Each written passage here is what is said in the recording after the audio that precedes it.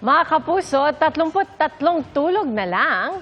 Pasko na. Pinailawan ang higanting Christmas tree na gawa sa recycled materials sa Valencia, Negros Oriental. At gawa naman sa mga nakumpiskang tambucho ang Christmas tree at Belen sa Sagay City, Negros Occidental. Narito ang report.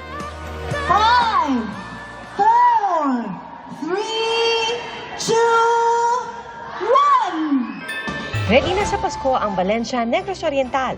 Sinindihan na ang kanilang higanteng Christmas tree at ang kalangitan pinakinang ng makulay na fireworks.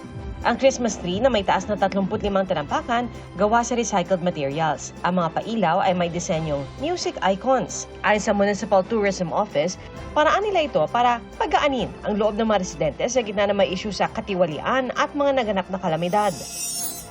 At speaking of recycled, may ibubuga rin daw ang Christmas tree at Belen sa Sagay City, Negros Occidental na gawa sa mga tambucho. Ayon sa Sagay City Police, mula ito sa nakupis kanilang mahigit 200 tambucho. Nagsisilbi raw itong paalala ng kanilang kampanya kontra illegal mufflers.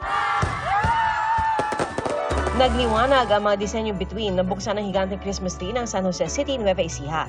Tampok din doon ang kanilang life-sized Belen. Nagningning din ang iba pang makukulay na ilaw at Christmas display na nagbigay saya sa mga residente. Ayos naman po, maganda. Masaya mga bata. Maganda, super ganda.